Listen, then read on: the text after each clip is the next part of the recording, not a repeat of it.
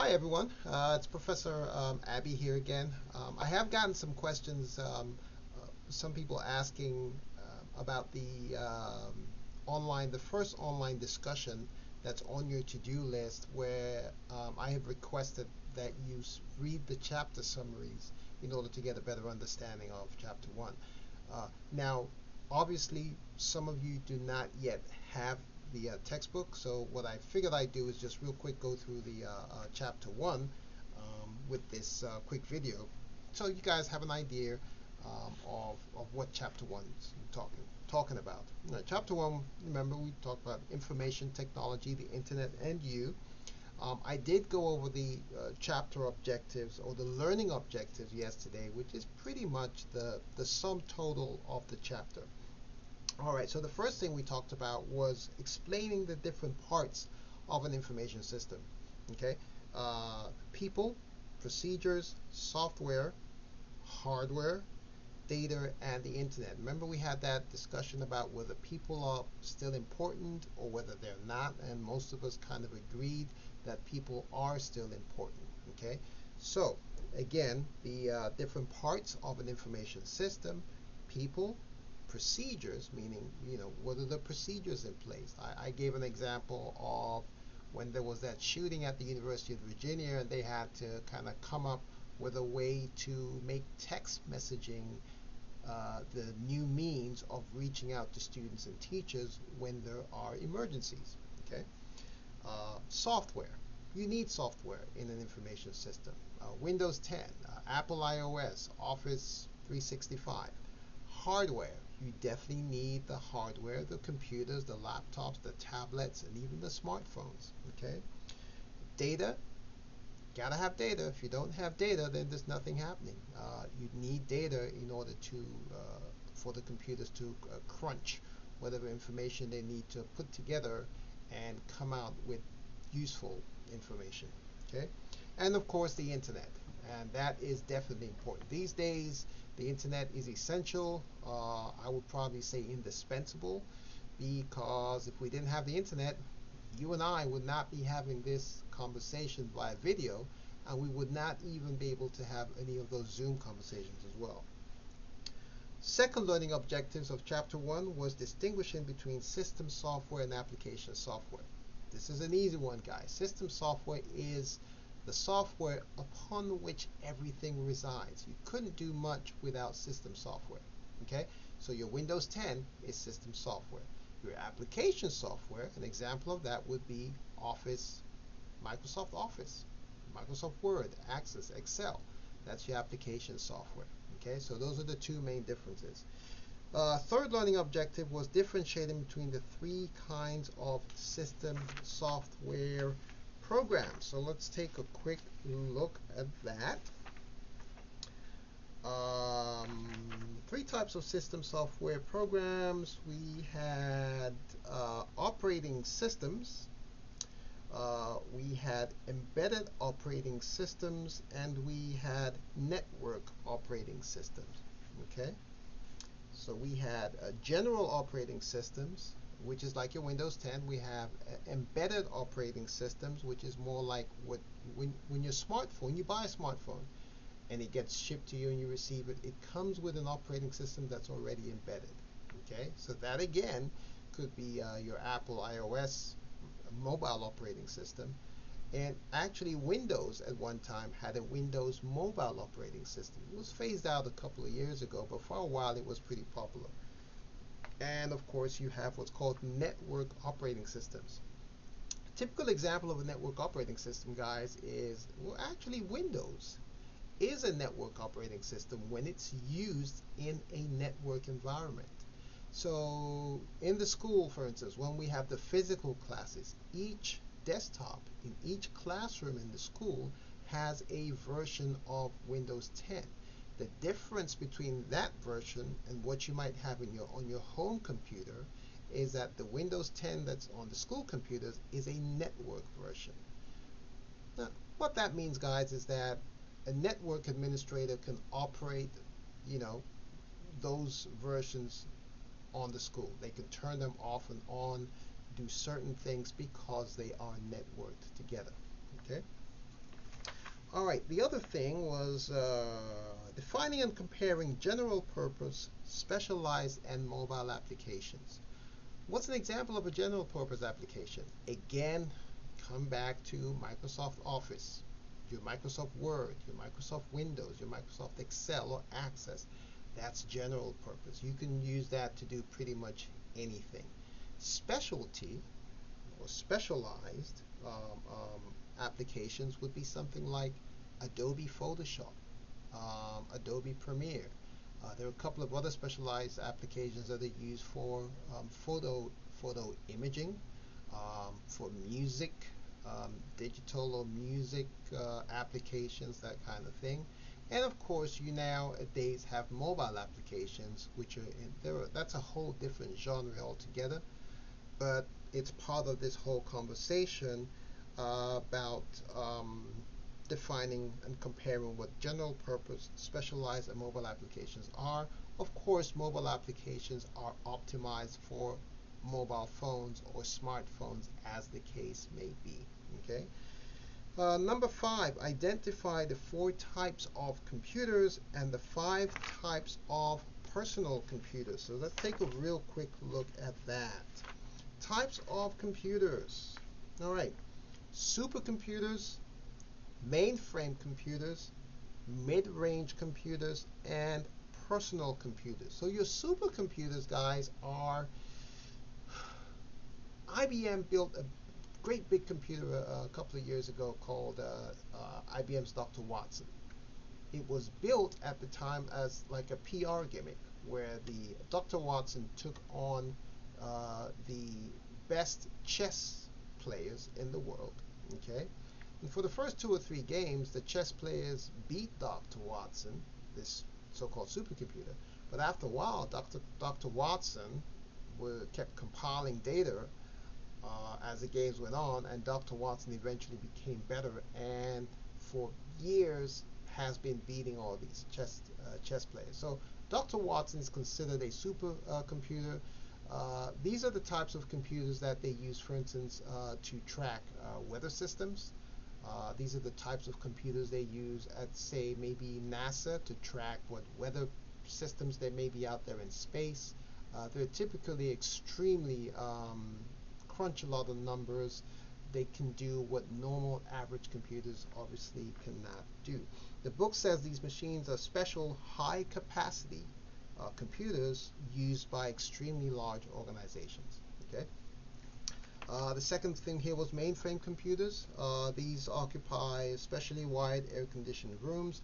You typically would see a mainframe computer in a large organization, typically in a government organization or extremely large size company that handles a lot of data as well. Not really a supercomputer, but a computer that handles a lot of data at the same time. You might find companies like Amazon and Google using mainframe computers. Mid-range computers are also referred to as servers. These computers with processing capabilities that are less powerful than a mainframe computer, but that they're more powerful than a personal computer. So you might find these types of computers at, say, restaurants, mid-sized businesses, where you need just a little bit more processing power than what you might have at home. And typically they're also called servers, so they might be like a print server or something like that. That's used as a mid-range computer. Next thing down is a personal computer. So no, don't really need too much explanation here. They are the least powerful, but yet they're the most widely used and the fastest growing type of computer. Now I'm going to qualify that, because here's the thing. When you talk about personal computers, what comes to mind is like desktops, but that's changing. Okay, very much so. I would contend that the fastest growing type of personal computer is actually the smartphone. That's my opinion. At some point, maybe it might have been tablets. Remember when the iPad came out, but that's quickly gone a little bit by the wayside. I'd say smartphones have been, for the last 7 to 8, 9, maybe even 10 years, the fastest growing type of personal computer. Okay. So it says here in the book, says that. It says smartphones are the most widely used handheld computers. They're cell phones with wireless connections to the internet and processing capabilities. Just to give you guys an example, the smartphone that I use today has 20 times more processing capabilities than a computer that I used in 2010. And it probably has more, 3 times more memory as well. So that gives you an idea how fast and how powerful these smartphones are becoming. Okay, I'm going back to the learning objectives, describing the different types of computer hardware, which includes the system unit, input, output, storage, and communication devices. So let's head back and take a look at what the system unit is. Your book says that the system unit is a container that houses most of the electronic components that make up a computer system. All right? So your components, guys, in any your system unit could be this phone here is a system unit. Okay? I've got a thought I had a tablet somewhere around here, but the tablet is a system unit as well. The desktop with which I am communicating with you guys here now, even though it's larger, is a system unit. So as long as it encases the components of computing, it is considered to be a system unit. Your Apple Watch is a system unit, okay? Because it's got a processor and it's got some memory inside it. It's considered to be a system unit. So your book says it's a container that houses most of the electronic components that make up the computer system. 2 important things, guys, in a system unit: the microprocessor and the memory. Okay, those are extremely important. The microprocessor, consider that the engine inside a computer. Okay, and you know how you got a 4-cylinder engine, a 6-cylinder engine, and 8-cylinder, and if you're a real gearhead, maybe even a 12-cylinder engine.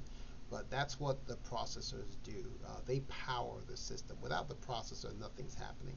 And of course, the faster the processor, the more powerful the computer is. But that's closely linked to the memory in the computer as well. So you gotta have enough memory linked to a pretty decent processor in order to have a better computing experience. That's kind of why sometimes with your smartphones, you know, we buy these expensive smartphones and they have a nice processor, but they don't have that much memory. The phone starts to slow down after a while. That's why I always recommend, if you're going to buy a smartphone, make sure you buy the best and fastest processor that a smartphone can have, and the most memory as well. It's going to cost you more money, but at the end of the day, you're going to have a better experience. It's not going to be that slow. You can watch movies without any hiccups or problems, so on and so forth. And your phone won't freeze as much. You know, won't get bogged down as much. All right, so it talks here about memory, random access memory. RAM is the typical memory that you would find in most computers. It's called random access memory. There's another type of memory called ROM, which is read-only memory, but that's a little bit more different. RAM is considered to be what's called volatile storage. Okay, and that means that when you turn the computer, when you turn your computer off, your RAM pretty much shuts down, meaning that nothing else is stored. And that's why sometimes if you got your computer on and you're typing a Word document and all of a sudden the power goes off, you find that you've lost all your information because it's being held in RAM. All right, so it's considered to be temporary volatile storage. Okay, and the book says here, because its contents would typically be lost if the electric power to the computer is disrupted. All right, I'm going back and forth because I'm trying to do a summary of Chapter 1 using the learning objectives. Okay? All right, so I was at number 6, where I was describing the different types of computers, system unit, input, output. Input, output's pretty simple. What goes into the computer, guys? Your keyboard, your mouse, for instance. Okay, those are typical examples of inputs going in. Output Think about your monitor. It's an output. It's bringing a picture out to me. Okay. The printer is considered an output because it's bringing stuff out to me. All right. So if you think about it that way, that makes it a lot easier to understand the whole concept of input and output. Okay. Storage and communication, again, that boils down to memory. The two concepts you want to understand here are what's primary storage and what's secondary storage. Secondary storage, guys, is like a hard drive, even though it's inside a computer, but it's considered secondary storage because it's something that you can take, put it in the computer, and remove from the computer. So that's considered secondary storage. Secondary storage also could be the cloud, okay, because it's not inside the computer. Or it could also be a storage device that you can connect to the computer without having to without putting it inside the computer. Okay. Let's see. So I talked about secondary storage, communication, data, explaining what computer connectivity is, the wireless revolution. We talked about the wireless revolution yesterday. That's a term that you're going to be hearing about quite a lot. So you definitely, we talked about the fact that everything is connected. That's all that is. Obviously, if you didn't have wireless connectivity, if you didn't have the internet, then the whole idea of wireless revolution would be mute. Okay.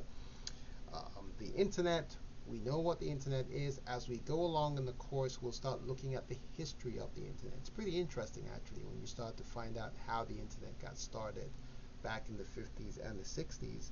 And there's this term that I told you guys that you kind of have to remember because it's going to keep coming up. It's called IoT, the Internet of Things. Again, it's linked to this whole idea of the wireless revolution, but what it means is that everything, pretty much anything these days, is connected to the internet. I'm even seeing athletic clothes that are connected to the internet. They're able to kind of tell the makers or sports people their body temperature, how fast their heart rate's beating, and blah blah blah. So IoT means the Internet of Things, and it means that everything is connected to the internet. Okay.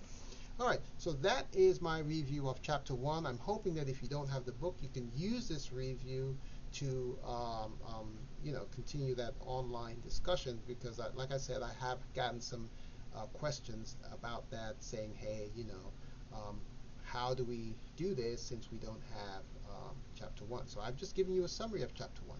You can definitely use that to complete that online discussion. All right. Got any questions? Send me an email, and I will do my best to respond to you within 24 hours. Bye.